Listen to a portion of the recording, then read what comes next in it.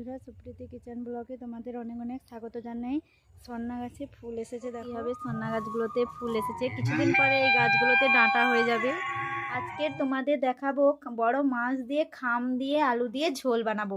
দেখো এখানে বড় মাছ কেটে নিয়েছি, খাম নিয়েছি, খাম এবং আলুটা আমি কেটে নেব, টমেটো নিয়েছি।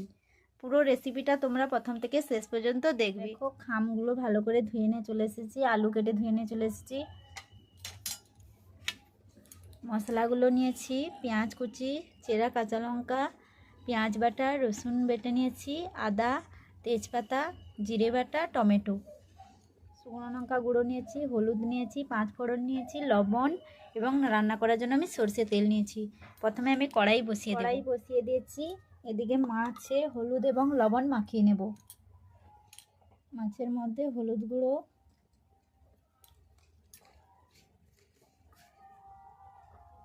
লবণ মাখিয়ে নেব ভালো করে। কড়াই গরম হয়ে গেছে, ওর মধ্যে আমি সরষে তেল দিয়ে দিচ্ছি।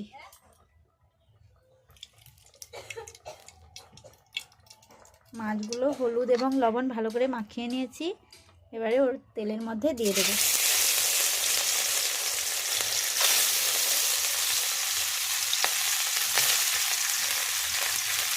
ভালো করে লাল লাল করে ভেজে নেব। মাছগুলো লাল লাল করে ভেজে নিয়েছি, এবারে আমি তুলে নেব আর বাকি মাছগুলো ভেজে নেব।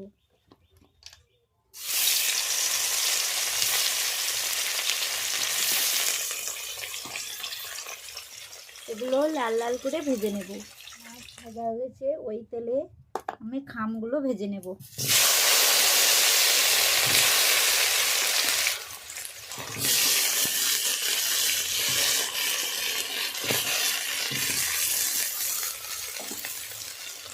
খামগুলো ভালো করে ফুটে করে ভেজে নেব। প্রথমে দিয়ে দেবো স্বাদ মতো লবণ,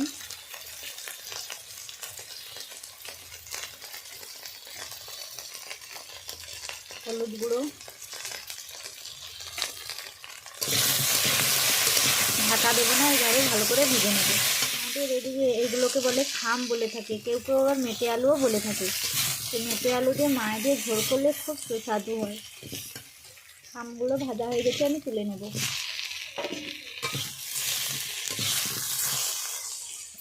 এগুলো তুলে নিয়েছি। আবারও কড়াইতে একটু তেল দিয়ে দেব। আলুগুলো ধুয়ে রেখেছিলাম, ভেজে নেব।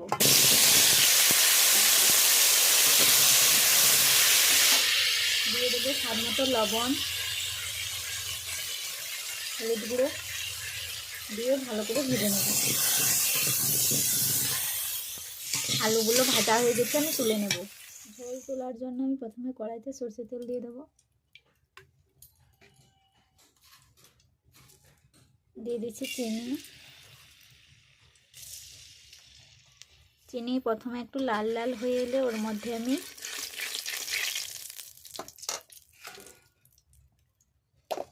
রসুন বেটে রেখেছিলাম দিয়ে দেব।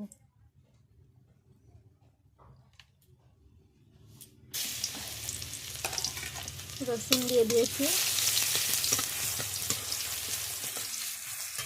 ওর মধ্যে দিয়ে দেবো চেরা কাঁচা লঙ্কা, তেজপাতা দিয়ে দিয়েছি, দিয়ে দেবো ওর মধ্যে টমেটো,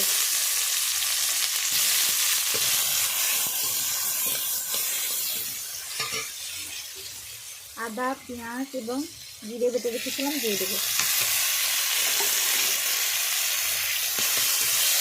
ভালো করে মশলা আমি কষে নেব।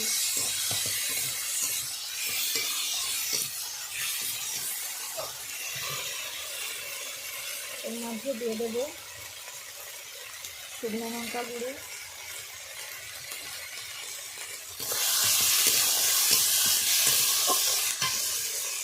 স্বাদ মতো লবণ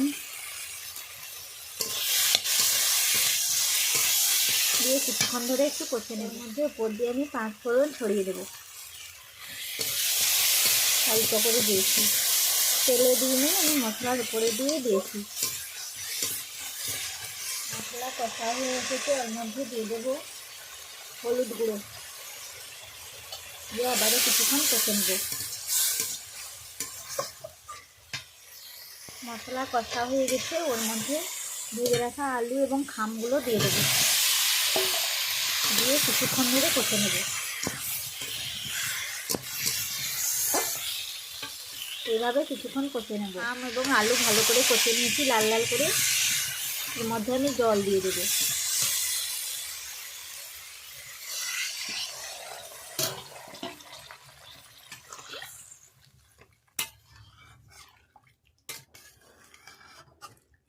ঝোল আমি পাতলা বানাবো, তার জন্য আর একটু জল দিয়ে দেবো। খাম দিয়ে আলু দিয়ে মাছ দিয়ে পাতলা ঝোল করলে খেতে ভালো লাগে। এবারে আমি ঢাকনা দিয়ে দেবো।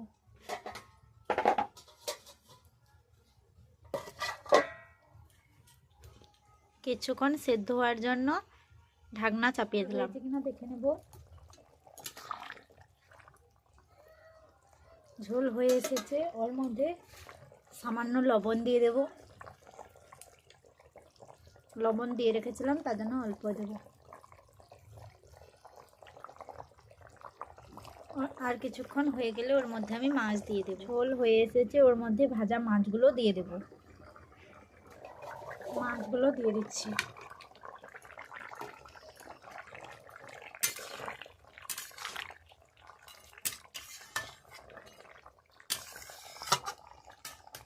এবারে আমি ঢেলে নেব। কিছুক্ষণ ফুটে গেলে ঢেলে নেব। আলু এবং খাম সেদ্ধ হয়েছে কিনা দেখে নিচ্ছি। ভালোভাবে সেদ্ধ হয়ে গেছে। দেখো বন্ধুরা, আলু এবং সেদ্ধ হয়ে গেছে। মাছও দিয়ে দিয়েছি, ফুটে গেছে। এবারে আমি ঢেলে নিচ্ছি। খাম এবং আলুর মাছের ঝোল হয়ে গেছে, আমি নামিয়ে নিয়েছি। এইভাবে ভিডিওগুলি ভালো লেগে থাকলে প্লিজ বন্ধুরা পাশে থেকো এবং সাপোর্ট করে যাও।